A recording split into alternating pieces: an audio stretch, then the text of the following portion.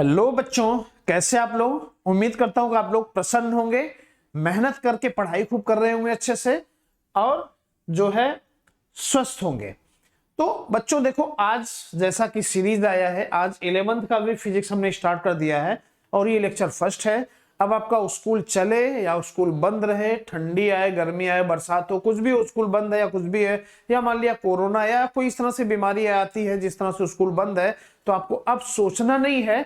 अब आप इस चैनल पे आकर के इसको फ्री में पढ़ सकते हैं। ये 11th के पूरे फिजिक्स का टॉपिक यहाँ पे बताया जाएगा और लेक्चर 1 लेक्चर 2 ऐसे ऐसे करके इसकी सीरीज आगे बढ़ेगी और लास्ट के आपका ये मान लो कि जनवरी फरवरी तक सारे लेक्चर 11th के कंप्लीट हो जाएंगे। ठीक है। प्लस ये टॉपिक वो भी बच्चा पढ़ेगा जो एनडीए की तैयारी कर रहा है, एयरफोर्स की तैयारी कर रहा है, नीट की तैयारी कर रहा है या किसी भी एग्जाम की तैयारी कर रहा है, टीजीटी पीजीटी की भी तैयारी कर रहा है। जैसे बेटा मैं बता दूं कि आज का टॉपिक आपका लिखा हुआ है फंडामेंटल फोर्सेस। अब ये कहने के लिए 11th का टॉपिक है फंडामेंटल फोर्सेस है, पर पीजीटी में मैं ये दावे के साथ बोलता हूं 2016 में इसका क्वेश्चन पूछा गया, जिसका एग्जाम 2019 में हुआ है। ये पूछा गया है कि न्यूक्लियर फोर्स क्या होता है, आकर्षण बल होता है कि प्रतिकर्षण बल होता है। न्यूक्लियर फोर्स नाभिकीय बल आकर्षण बल होता है या प्रतिकर्षण बल होता है, या न्यूक्लियर फोर्स अट्रैक्टिव फोर्स होता है या रिपल्सिव फोर्स होता है। और तमाम बच्चे इसको गलत करके चले हैं और आप लोग जिस भी कंपटीशन की तैयारी कर रहे हैं आप बताइए क्या होता है, न्यूक्लियर फोर्स क्या होता है। मैक्सिमम बच्चे जानते हैं कि नाभिकीय बल जो होता है वो हमेशा आकर्षण बल ही होता है, जबकि ऐसा नहीं है। और अगर आपको क्लियर है ऐसा होता है तो फिर आपको पढ़ने की जरूरत नहीं है, और अगर ये क्लियर है नहीं होता है तो फिर से आपको इस थ्योरी को पढ़ने की जरूरत है। इसमें पूछा जाता है कि ग्रेविटेशनल फोर्स किसके एक्सचेंज के कारण होता है, ग्रेविटॉन्स के कारण। इलेक्ट्रोमैग्नेटिक फोर्स किसके एक्सचेंज के कारण होता है, फोटॉन के एक्सचेंज के कारण होता है। स्ट्रॉन्ग न्यूक्लियर फोर्स जो होता है किसके एक्सचेंज के कारण होता है, पाई मेसॉन्स के कारण होता है। वीक न्यूक्लियर फोर्स जो होता है, जिसको वीक फोर्स कहते हैं, वीक इंटरेक्शन फोर्स कहते हैं, किसके एक्सचेंज के कारण होता है, वो आपका होता है बोसॉन्स के एक्सचेंज के कारण होता है। या कोई रिएक्शन दे देता है जिसमें देता है कि कोई पॉजिट्रॉन निकल रहा है, इलेक्ट्रॉन निकल रहा है, तो वहां से उसके साथ में क्या निकलेगा, न्यूट्रिनो और एंटी न्यूट्रिनो पार्टिकल्स निकलते हैं। तो ये आपको पढ़ने की जरूरत है।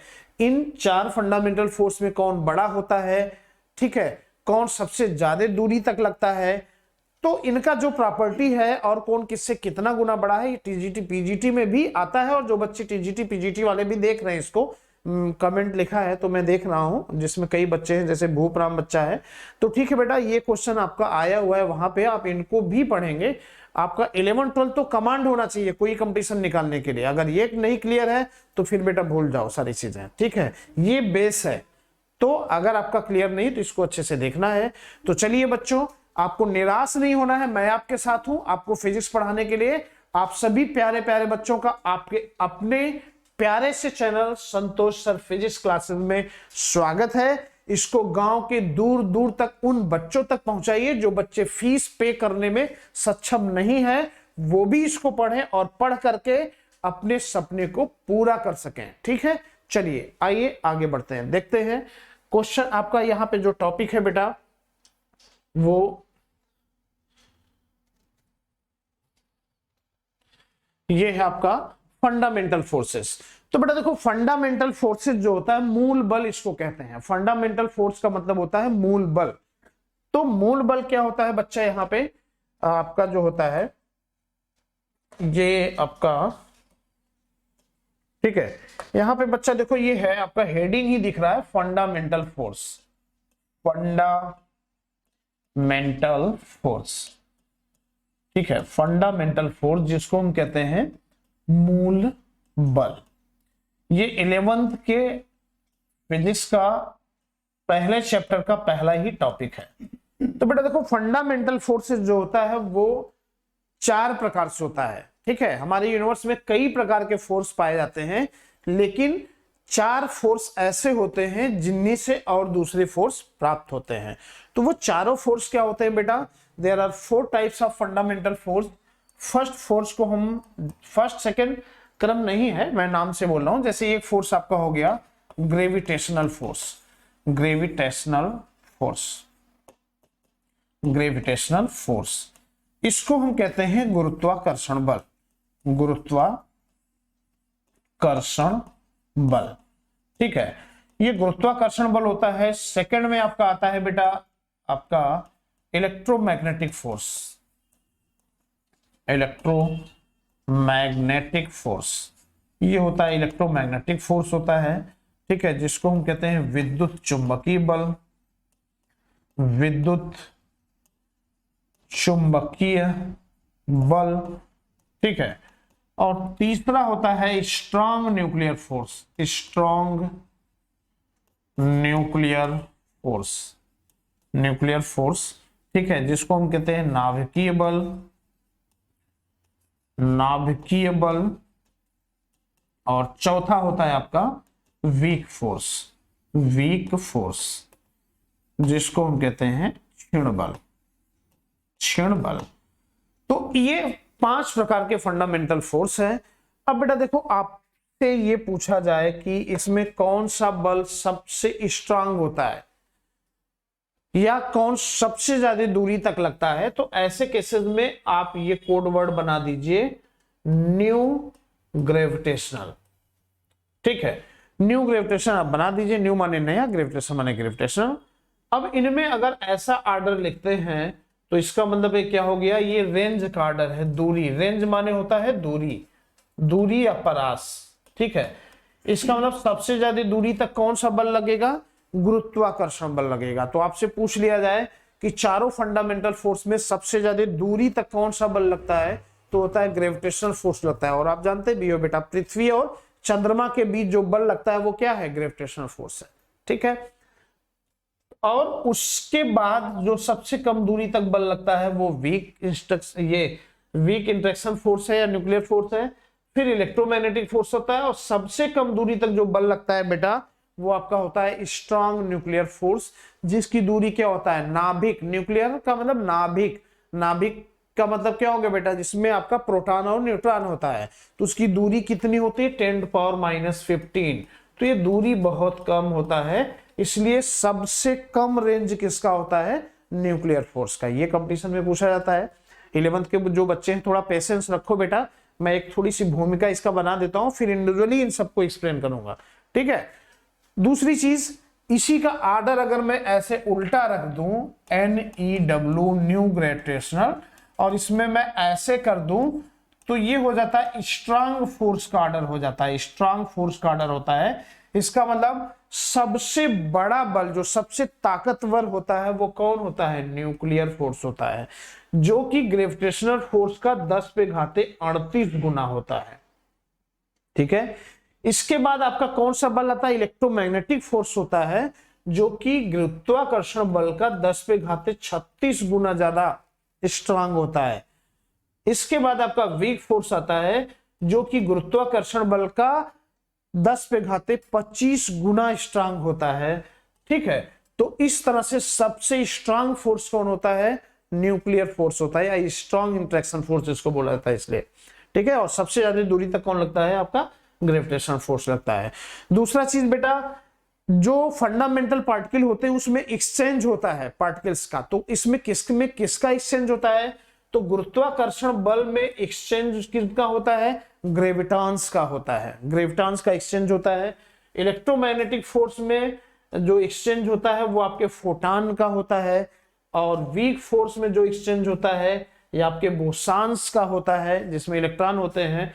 और न्यूक्लियर फोर्स में जो आपका एक्सचेंज होता है वो पाई मेसॉन्स का होता है, ठीक है, जो आपके एलिमेंट्री पार्टिकल्स हैं। और जब आपका एक तरह से कर दीजिए, एक तरह से ऐसा डीके होता है जिसमें न्यूट्रिनो और एंटी न्यूट्रिनो निकलते हैं, तो आपका वीक इंटरेक्शन फोर्स होता है। आपको पता चल रहा है ना, ये सारे क्वेश्चन पीजीटी टीजीटी में पूछे हुए हैं, और एयरफोर्स एनडीए के पर्पज से इंपॉर्टेंट है। अभी 11th का तो शुरू ही नहीं हुआ है, तो जो बच्चे कंपटीशन वाले देख रहे हैं वो भी इनका पार्ट है। एक समरी था, अब मैं इस पे और भी लिखूंगा कैसे। इसमें देखो बेटा, जो ग्रेविटेशनल फोर्स होता है और इलेक्ट्रोमैग्नेटिक फोर्स होता है, ये कंजर्वेटिव फोर्स होता है, ये सेंट्रल फोर्स कहा जाता है, ये इनवर्स स्क्वायर लॉ को फॉलो करते हैं। बाकी न्यूक्लियर फोर्स और वीक फोर्स जो होते हैं ये कंजर्वेटिव नहीं होते हैं, सेंट्रल फोर्स नहीं होते हैं, और इनवर्स स्क्वायर लॉ को फॉलो नहीं करते हैं, ठीक है। कैसे, वो मैं आपको दिखा रहा हूं। अब ये सभी बच्चों के लिए कॉमन है, 11 12 दोनों के बच्चों के लिए। तो बेटा देखो, अब हम सबसे पहला पार्ट होता है जो ग्रेविटेशनल का होता है, इसको डिस्कस करेंगे, फिर इसके बाद इलेक्ट्रोमैग्नेटिक को डिस्कस करेंगे, फिर न्यूक्लियर को डिस्कस करेंगे और फिर वीक फोर्स को डिस्कस करेंगे। ठीक है, तो बेटा आओ देखते हैं इस पे क्या होता है। तो यहाँ पे आप ये देख लो, ये समरी था कुल मिलाकर के आपका। यहाँ पे ये जो है बेटा, ये सब समरी है कंपटीशन के पूछे हुए क्वेश्चन का, जो मैंने पहले एक्सप्लेन किया है। अब ये कैसे होता है इसी को मैं डीप में अच्छे से एक्सप्लेन करने जा रहा हूँ, जिसको 11th के बच्चे भी समझेंगे। ठीक है, तो चलिए आइए आगे देखते हैं। तो बेटा देखो, इस पे पहला मैं डिस्कशन करने जा रहा हूं आपका ग्रेविटेशनल फोर्स का। ग्रेविटेशनल फोर्स जिसको हम कहते हैं गुरुत्वाकर्षण बल। ये आपका होता है गुरुत्वाकर्षण बल। तो बेटा देखो, गुरुत्वाकर्षण बल ये होता है, इसको न्यूटन ने बताया है। न्यूटन ने बताया कि जब दो मास पार्टिकल m1 हो एक और दूसरा m2 हो, ये दोनों एक दूसरे से r दूरी पर है, तो इनके बीच एक फोर्स लगता है, जो कि हम उसी फोर्स को कहते हैं गुरुत्वाकर्षण बल। ठीक है, यही कहलाता है न्यूटन का गुरुत्वाकर्षण बल। ठीक है, ये दो बॉडी अब कोई भी हो सकते हैं, इसमें हैवी मास बॉडी होना चाहिए इस पे। तो अब बेटा देखो, इसकी प्रॉपर्टी क्या है। तो ग्रेविटेशनल फोर्स की पहली प्रॉपर्टी है, ठीक है, कि पहला प्रॉपर्टी ये है कि एक्सचेंज ऑफ ग्रेविटॉन्स,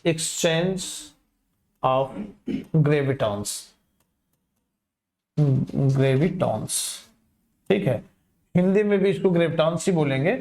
तो बेटा जो गुरुत्वाकर्षण बल प्राप्त होता है वो ग्रेविटॉन के एक्सचेंज से प्राप्त होता है, पहला चीज। दूसरा चीज ये क्या होता है, ग्रेविटेशनल फोर्स जो होता है वो इस प्रोडक्ट ऑफ मासेस। तो बेटा देखो, दूसरा पॉइंट इनका एक, ये जो गुरुत्वाकर्षण बल लगता है, इनके दोनों द्रव्यमान का क्या होता है, वो गुणनफल होता है। और आप देख भी रहे हो यहाँ पे बेटा क्या हो रहा है, ये दोनों द्रव्यमान का गुणनफल हो रहा है। तीसरा ये कहा जाता है ग्रेविटेशनल फोर्स गुरुत्वाकर्षण बल को साल में जीएफ लिख रहा हूं, इज सेंट्रल फोर्स। बेटा ये कहा जाता है कि गुरुत्वाकर्षण बल आपका जो है वो सेंट्रल फोर्स है। It is called central force because the line joining between the two centre passes from here to here. माने दोनों जो पिंड है उनके केंद्र को मिलाने वाली ये रेखा जो होती है इनके सेंटर को मिलाती है। ठीक है, इसीलिए इनको कहा जाता है कि ये सेंट्रल फोर्स या केंद्रीकृत बल है। ठीक है, अगला पॉइंट होता है, चौथा point, gravitational force obeys inverse square law. तो बेटा देखो, गुरुत्वाकर्षण बल इनवर्स स्क्वायर लॉ को फॉलो करता है। जैसा कि आपको दिख रहा है, फोर्स जो होता है वो आर स्क्वायर के क्या है, इनवर्सली प्रोपोर्शनल। माने जो बल होता है उसके बीच के लगने वाली दूरी के क्या होता है, वो वर्ग के व्यस्तमानुपाती होता है। तो ये आपका ये पॉइंट क्लियर हो गया। अगला पॉइंट ये होता है बेटा, इनको कहा जाता है कि ये कंजर्वेटिव फोर्स है। ग्रेविटेशनल फोर्स इज कंजर्वेटिव का मतलब होता है संरक्षित। तो ये कहा जाता है गुरुत्वाकर्षण बल जो होता है ये संरक्षित बल होता है। संरक्षित बल इनको क्यों कहते हैं कि जब भी किसी बॉडी को हम गुरुत्वाकर्षण बल के विपरीत अगेंस्ट अगर हम ले जाते हैं तो वहां पे जो हमें कार्य करना पड़ता है बेटा वो पाथ पर डिपेंड नहीं करता है, जिस रास्ते से हम ले जाते हैं उसके रास्ते पर डिपेंड नहीं करता है, इसलिए कंजर्वेटिव फोर्स कहलाता है। और अगर पाथ पर डिपेंड करता तब वो नॉन कंजर्वेटिव हो जाता। ठीक है, तो ये आपका कंजर्वेटिव भी होता है, इनवर्स स्क्वायर लॉ को फॉलो भी करता है, सेंट्रल फोर्स होता है। ये एग्जाम में पूछा गया है, किसके फिनोमेना के कारण होता है, ग्रेविटॉन्स के फिनोमेना के कारण होता है, ये होता है। दूसरा चीज ये क्या है, लॉन्ग रेंज का फोर्स है बेटा, आठवां, it is long range force. बेटा ये क्या होता है, बहुत दूरी तक लगने वाला बल होता है। जैसे चंद्रमा और पृथ्वी के बीच, पृथ्वी और सूर्य के बीच ये दूरी थोड़ी नहीं बेटा, बहुत ज्यादा है, इसलिए क्या होता है, बहुत दूरी तक लगने वाला बल होता है। अगला पॉइंट ये होता है आठवां, कि ये क्या होता है, ये सबसे वीक फोर्स होता है, स्ट्रांग नहीं होता है। तो ये कहते हैं इट इज वीक फोर्स। माने ये सभी फंडामेंटल फोर्स के कंपैरिजन में क्या होता है, बहुत छोटा होता है। ठीक है, तो इस तरह से आपका ये ग्रेविटेशनल फोर्स ये होता है। और ये जो है 4 ही बल पूरे यूनिवर्स में पाए जाते हैं, इन्हीं फोर्स से और सारी फोर्स प्राप्त होती हैं। जैसे अभिकेंद्र बल क्या होता है, जब आपने पढ़ा है वृत्तीय गति पढ़ा है, तो वहां पे अभिकेंद्र बल किससे प्राप्त होता है, इनके गुरुत्वाकर्षण से प्राप्त हो जाता है। जैसे चंद्रमा पृथ्वी के चारों तरफ घूम रही है, तो चंद्रमा पर पृथ्वी अभिकेंद्र बल लगा रहा है, सेंटीपिटल फोर्स लगा रहा है, तो इस सेंटीपिटल फोर्स या अभिकेंद्र बल किससे प्राप्त होता है, इनके गुरुत्वाकर्षण बल से ही प्राप्त हो जाता है। ठीक है, तो ये आपका पहला था। दूसरा इसी तरह से आपका आ जाएगा बेटा, दूसरा आएगा इलेक्ट्रोमैग्नेटिक फोर्स। इलेक्ट्रोमैग्नेटिक फोर्स, तो बेटा देखो इलेक्ट्रोमैग्नेटिक फोर्स को हम बोलते हैं विद्युत चुंबकी। देखो ये होता है विद्युत चुंबकी होता है। विद्युत चुंबकी का मतलब होता है electric force plus magnetic force दोनों इसमें आ जाते हैं। ठीक है, माने इलेक्ट्रोस्टैटिक फोर्स और मैग्नेटिक फोर्स दोनों इसमें आते हैं। और जैसा कि हम जानते हैं बेटा कि अगर कोई चार्ज पार्टिकल Q1 है और दूसरा चार्ज पार्टिकल Q2 है, दोनों एक दूसरे से r दूरी पर है, तो इनके बीच जो बल लगता है वो होता है 1/4 पाई एप्सिलॉन 0। अगर फ्री स्पेस है और अगर मटेरियल है तो k लग जाएगा, ये हो जाएगा Q1 Q2 upon r square. तो इनके बीच लगने वाला फोर्स ये होता है, इसको हम बोलते हैं इलेक्ट्रोस्टैटिक फोर्स। इसी तरह से बायो सेवर्ट आप पढ़ेंगे तो वहां पे मैग्नेटिक फोर्स का भी डिस्कशन होता है। तो बेटा इनकी प्रॉपर्टी क्या होती है, इनकी प्रॉपर्टी होती है कि ये किसके एक्सचेंज के कारण होते हैं, एक्सचेंज ऑफ फोटॉन। तो जो विद्युत चुंबकीय बल होता है वो फोटॉन के एक्सचेंज के कारण होता है। ये आपका पीजीटी में आया हुआ क्वेश्चन है। ठीक है, लेक्चरर में आया हुआ क्वेश्चन है, भले ही 11th का टॉपिक है, इसलिए बार बार बोलता हूं कि कंपटीशन वाले बच्चे इसको भी फोकस करें। और जो 11th में बेटा अच्छे से पढ़ लोगे तो आप 12th के बाद ही कहीं न कहीं सेलेक्ट हो जाओगे अच्छे से, जो एग्जाम दे सकते हो आप। ठीक है, दूसरा पॉइंट इस पे क्या है, दूसरा पॉइंट ये है कि ये भी सेंट्रल फोर्स है। Electromagnetic force is central force, माने विद्युत चुंबकीय बल को हम केंद्रीकृत बल कहते हैं। क्यों कहते हैं बेटा, क्योंकि देखो दोनों चार्ज को मिलाने वाली ये जो रेखा है इनके सेंटर से पास होती है, इसलिए इसको केंद्रीकृत बल कहा जाता है। ठीक है, अगला पॉइंट ये हो जाएगा electromagnetic force obeys inverse square law. ये वर्ग के व्युत्पन्न, वर्ग के स्क्वायर के ये दूरी के स्क्वायर के व्युत्पन्न वर्ग के नियम का पालन करता है। माने आप देख रहे हैं ये फोर्स जो है वो आर स्क्वायर के इनवर्सली प्रोपोर्शनल है, इसलिए हम बोलते हैं कि ये इनवर्स स्क्वायर लॉ को फॉलो करता है। ये भी कंपटीशन में आया हुआ क्वेश्चन है, वो अलग चीज है कि 11th का सिलेबस है ये। ठीक है, तीसरा पॉइंट ये पूछा जाता है इनका कि ये इलेक्ट्रोमैग्नेटिक फोर्स जो होता है बेटा, ये भी आपका जो होता है कंजर्वेटिव फोर्स होता है। कंजर्वेटिव फोर्स होता है क्योंकि ये संरक्षित बल होता है। संरक्षित क्यों होता है, क्योंकि इसमें भी जो वर्क डन होता है वो पाथ पर डिपेंड नहीं करता है। अगला पॉइंट, चौथा पॉइंट क्या होता है बेटा, ये जो होता है कम दूरी तक तो लगता है, लेकिन आप ये कह सकते हो ना न्यू ग्रेविटेशन, जब मैंने लिखा था न्यू ग्रेविटेशन, तो ऐसे सिचुएशन में क्या है, ये आपका जो है कम दूरी तक लगता है, शॉर्ट रेंज तक लगता है। ठीक है, तो इट्स रेंज इज शॉर्ट, इसका रेंज बेटा जो होता है वो बहुत कम होता है। आप देख रहे हैं ग्रेविटेशन का सबसे ज्यादा होता है, इलेक्ट्रोस्टैटिक फोर्स से इलेक्ट्रोमैग्नेटिक फोर्स का जो रेंज बहुत कम होता है। पांचवा पॉइंट, इट इज, ये स्ट्रॉन्गर फोर्स होता है, स्ट्रॉन्गेस्ट नहीं होता है। न्यूक्लियर के बाद इनका नंबर आता है, तो ये गुरुत्वाकर्षण बल से कितना बड़ा होता है, it is 10⁻36 times stronger than gravitational force. बेटा आपका जो इलेक्ट्रोमैग्नेटिक फोर्स होता है वो गुरुत्वाकर्षण बल से 10 पे घाते आपका कितना लिखा हुआ है, ये होता है ना आपका 10 पे घाते 36 गुना होता है गुरुत्वाकर्षण बल से। ठीक है, ये चीज इस पे आता है। और छठवां पॉइंट हो जाएगा फोटॉन का एक्सचेंज, तो मैंने बता ही दिया है। और ये अट्रैक्टिव फोर्स होता है, ये ओनली अट्रैक्टिव होता है। ठीक है, एंड रिपल्सिव भी होता है। इसमें आकर्षण बल प्रतिकर्षण बल दोनों लगता है, जबकि गुरुत्वाकर्षण बल केवल आकर्षण बल होता है। इसमें आकर्षण कब लगेगा, जब एक चार्ज प्लस होगा दूसरा माइनस होगा। प्रतिकर्षण कब लगेगा, जब एक प्लस दूसरा प्लस। जब एक माइनस दूसरा माइनस, तो इनका प्रतिकर्षण बल लगता है। तो इस तरह से इलेक्ट्रोमैग्नेटिक फोर्स की प्रॉपर्टी कंप्लीट हो गई। अब आपके ये सारे क्वेश्चन एग्जाम में भी पूछे जाते हैं और 11th का पहला ही लेक्चर ये फंडामेंटल फोर्स है। ठीक है, चलते हैं आगे बढ़ते हैं। अगला टॉपिक आपका जो होता है तीसरा बेटा यहाँ पे होता है आपका न्यूक्लियर फोर्स। न्यूक्लियर फोर्स या इसको बोलते हैं strong interaction force. Strong interaction force बेटा देखो, स्ट्रॉन्ग इंटरेक्शन फोर्स बोला जाता है। एक्चुअली होता क्या है, ये नाभिक होता है और नाभिक के आउटर मोस्ट ऑर्बिट में क्या होता है बच्चों, इलेक्ट्रॉन घूमता है। नाभिक में क्या होता है, प्रोटॉन और न्यूट्रॉन होता है।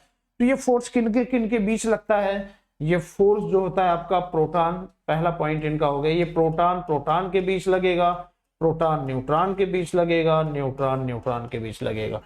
तो जो स्ट्रॉन्ग न्यूक्लियर फोर्स होता है इनके बीच लगता है। दूसरा चीज ये स्ट्रॉन्गेस्ट फोर्स होता है, स्ट्रॉन्गेस्ट फोर्स होता है, ये स्ट्रॉन्गेस्ट फोर्स होता है।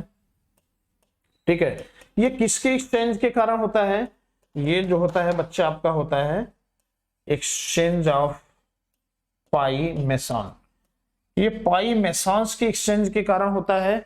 दूसरा चीज ये बेटा अट्रैक्टिव फोर्स होता है। अट्रैक्टिव फोर्स, आकर्षण बल लगता है, ये यहाँ पे आकर्षण बल लगता है, बट बिलो 0.5 फर्मी। फर्मी क्या होता है, नाभिकीय दूरी होता है, और 1 फर्मी बराबर होता है 10⁻⁻15 मीटर। तो नाभिकीय बल जो होता है बेटा वो 0. फर्मी से नीचे रिपल्सिव हो जाता है, व्हाइल इतना इट बिकम्स रिपल्सिव। तो बेटा देखो, नाभिकीय बल जो होता है वो हमेशा आकर्षण बल होता है, लेकिन जब उनके बीच की दूरी जो है 0.5 फर्मी हो या इससे कम हो जाएगा तो एक दूसरे को प्रतिकर्षित करेंगे। और ये पीजीटी 2016 का क्वेश्चन है जो कि 2019 में पूछा गया नाभिकीय बल आकर्षण होता है प्रतिकर्षण होता है।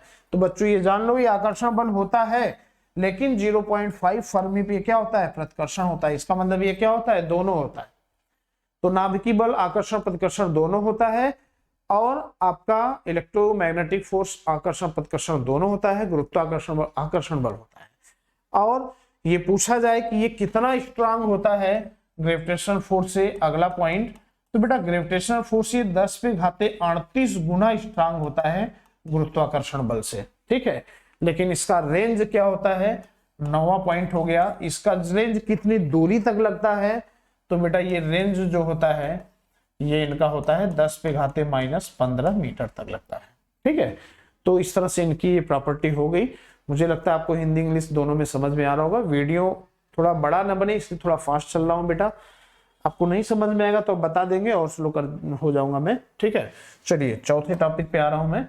चौथा आपका लास्ट है और ये है वीक फोर्स। वीक फोर्स, ठीक है बेटा देखो, कोई भी घटनाएं हो, वीक न्यूक्लियर फोर्स भी इसको बोलते हैं, कोई भी घटनाएं होती हैं तो वो जो फंडामेंटल पार्टिकल होते हैं उसके एक्सचेंज होने के कारण होती हैं। तो ये किस घटना के कारण होता है, ये होता है इसमें एक्सचेंज ऑफ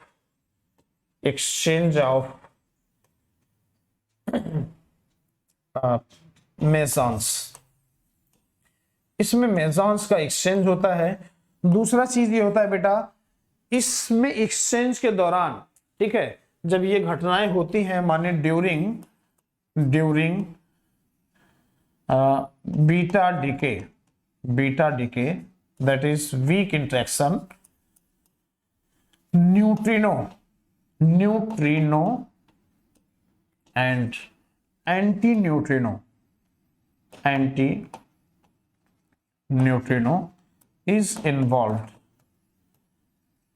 अब बेटा देखो, इसको आप लोग 11th के बच्चे नहीं समझ पाएंगे। एक एलिमेंट्री पार्टिकल होता है जो आपको आगे पढ़ाया जाएगा, उसमें न्यूट्रिनो एंटी न्यूट्रिनो होता है। तो इसमें बताया गया है जो बीटा डीके होता है तो वैसे केसेस में न्यूट्रिनो और एंटी न्यूट्रिनो भी इन्वॉल्व होते हैं, इसमें ये घटनाएं होती हैं।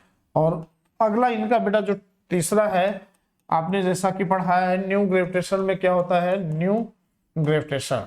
तो ये जो होता है ये गुरुत्वाकर्षण बल का कितना गुना होता है, तो ये जो होता है 10⁻25 गुना होता है गुरुत्वाकर्षण बल का, ग्रेविटेशनल फोर्स।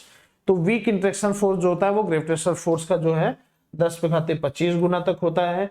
अच्छा, इनका रेंज अगर पूछा जाए तो बेटा रेंज जो होता है वो 10⁻15 मीटर होता है, जो कि आपका 1 फर्मी के बराबर होता है। नाभिकीय दूरी बच्चों जो है वो हम क्या निकालते हैं, अच्छा इधर मिटा दिया है क्या मैंने, नाभिकीय दूरी जो होता है ये होता है प्रोटॉन और न्यूट्रॉन होता है, आउटर मोस्ट ऑर्बिट में क्या होता है, इलेक्ट्रॉन घूमते हैं। तो बेटा यहाँ पे जो नाभिकीय दूरी होता है ये 10 पे घाते -15 मीटर होता है, और नाभिकीय दूरी को मापने वाला जो मात्रक होता है वो आपका फर्मी होता है। ठीक है, तो इस तरह से आप ये कह सकते हैं कि वीक फोर्स जो होता है ये आपका क्या होता है, इसको हम बोलते हैं वीक न्यूक्लियर फोर्स भी बोलते हैं, वीक न्यूक्लियर फोर्स भी बोलते हैं। ठीक है, इलेक्ट्रॉन क्या होता है, इसके आउटर मोस्ट ऑर्बिट में इन्वॉल्व करता है। तो आपका जो होता है ये चीजें होता है। तो फर्मी जो होता है वो क्या है, एक तरह से इनका भी रेंज वही है और न्यूक्लियर का भी रेंज लगभग इसी के आसपास होता है। ठीक है, तो इस तरह से आपका फंडामेंटल फोर्स क्लियर हो गया। तो बेटा मूल बल 4 ही होते हैं, गुरुत्वाकर्षण बल, विद्युत चुंबकीय बल, न्यूक्लियर बल और क्षीण बल। ठीक है, gravitational force, electromagnetic force, strong interaction force जिसको न्यूक्लियर फोर्स कहा जाता है, वीक इंट्रैक्शन फोर्स या वीक न्यूक्लियर फोर्स कहा जाता है। ये 4 फोर्स फंडामेंटल फोर्स होते हैं जो 11th के लेक्चर 1 का पहला ही टॉपिक होता है, और ये सभी कंपटीशन के पर्पस से भी इंपॉर्टेंट है। इनकी जितनी प्रॉपर्टी मैंने बताई आप लोग इसको पढ़ लीजिएगा। सबसे ज्यादा इंपॉर्टेंट इसमें ग्रेविटेशन फोर्स है और इलेक्ट्रोमैग्नेटिक फोर्स है। ठीक है, कंपटीशन वाले बच्चों के लिए न्यूक्लियर फोर्स भी आप अच्छे से इनको पढ़ लीजिएगा। हाँ, जब डीके दिखाते हैं तो उसमें बीटा डीके में कब न्यूट्रिनो निकलता है, कब एंटी न्यूट्रिनो निकलता है, तो आगे के टॉपिक में भी आपको बताया जाएगा। ठीक है, तो चलिए बच्चों बस इतना ही है, आगे आप इनको पढ़ते रहिए, रिवीजन करते रहिए। ठीक है बेटा, आज का क्लास बस यही है। ठीक है, आप लोगों को थैंक यू वेरी मच।